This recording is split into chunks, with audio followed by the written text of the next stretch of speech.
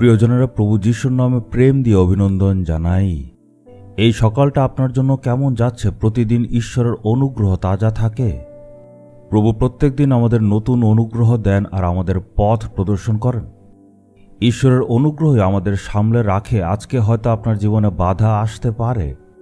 ঈশ্বর আপনার সাথে থেকে আপনাকে বিজয়ী করবেন, তাই কেন ভয় করছেন?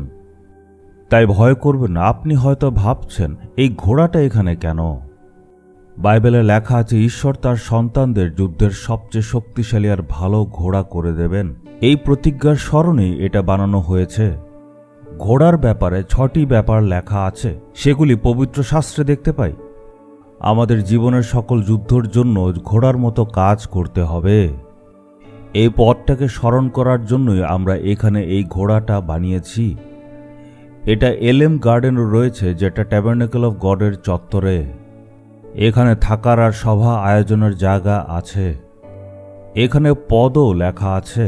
আপনারা এখানে আসলে মূর্তিটাও দেখতে পারবেন, পদগুলিও পড়তে পারবেন।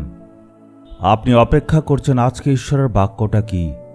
গীতসংগীতা 118, 115। ধার্মিকদের তাঁবু থেকে বিজয় আনন্দের চিৎকার শোনা যাচ্ছে।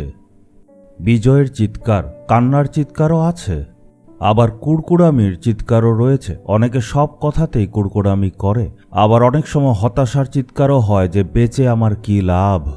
মনের মধ্যে অনেক নিরাশা, কিন্তু বিজয়ের চিৎকার হচ্ছে আনন্দ আর উদ্ধারের চিৎকার। এই বিজয়ের চিৎকার আসলে এটা হচ্ছে উদ্ধারেরই চিৎকার। প্রভু যিশুর দ্বারা পরিত্রাণ পাওয়া, সেটাই হচ্ছে আসল উদ্ধার। আমাদের পাপ যখন ক্ষমা হয়, সে অভিজ্ঞতা, সেটাই উদ্ধার। উদ্ধারের চিৎকার কখন আসে? যখন আপনি উদ্ধার পেয়ে যান। এই বিজয়ের চিৎকার কোথায় আসে? বলছে ধার্মিকদের তাঁবুতে আসে, মানে ধার্মিকদের ঘরে, পাপীদের ঘরে আসে না।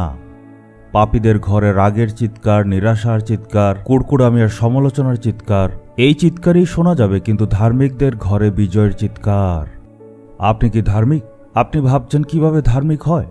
এটা কঠিন না, একদমই সহজ। যারা যিশুর রক্ত দিয়ে উদ্ধার পেয়েছে তারা সকলেই ধার্মিক। যারা অনুতাপ করেছে আর পাপ থেকে উদ্ধার পেয়েছে, বাইবেল বলছে ওরাই হচ্ছে ধার্মিক। আমরা যদি প্রভু যিশুকে গ্রহণ করে আর বলি, প্রভু যিশু আমার সাথে থাকুন, আমার সকল পাপ ক্ষমা করুন, তখন আমরা যিশুর রক্ত দিয়ে ধৌত হব আর ধার্মিক হব। তার মানে আপনি এখন ধার্মিক ব্যক্তি। প্রভু আমাকে ধার্মিক বানিয়েছেন, ধন্যবাদ, এটাই বলতে হবে। এটা ঈশ্বর থেকে আসা অধিকার। আপনার মধ্যে নানা রকম দুর্বলতা থাকতেই পারে, তা সত্ত্বেও ঈশ্বরের চোখে আপনি ধার্মিকই থাকেন। আমরা যারাই যিশুর রক্ত দিয়ে ধৌত হয়েছি বা উদ্ধার পেয়েছি তারা ধার্মিক। তাই ধার্মিকতায় চলার জন্য সতর্ক হতে হবে। আমাদের কাজে, কথাবার্তায় যাতে ধার্মিকতা দেখা যায়।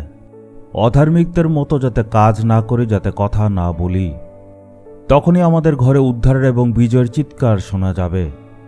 এমন চিৎকার কি শোনা যায়? ঘুম থেকে উঠতেই কি ঈশ্বরের প্রশংসার গীত শুনতে পান? না শুধু তর্কাতর্কির আওয়াজ শুনতে পান? এটা ঠিক নয়। আপনার ঘরে উদ্ধারের আওয়াজ হতে হবে। চলুন প্রার্থনা করি। প্রভু আমাকে আপনি ধার্মিক বানিয়েছেন, ধন্যবাদ। আমার ঘরে যাতে বিজয়ের আর উদ্ধারের চিৎকার শোনা যায়, কান্নাকাটি, ঝগড়া, কুড়কুড়ামির আওয়াজ যাতে বন্ধ হয়। আশীর্বাদ দিন যাতে আমার ঘরে আনন্দ পূর্ণ হয়। এই প্রার্থনা আমি প্রভু যিশুর নামে চাইলাম, আমেন, আমেন।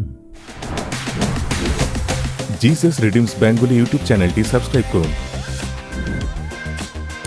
বেল আইকনটি ক্লিক করুন আমাদের প্রতিদিনের নতুন প্রোগ্রাম সম্পর্কে আপডেট পেতে।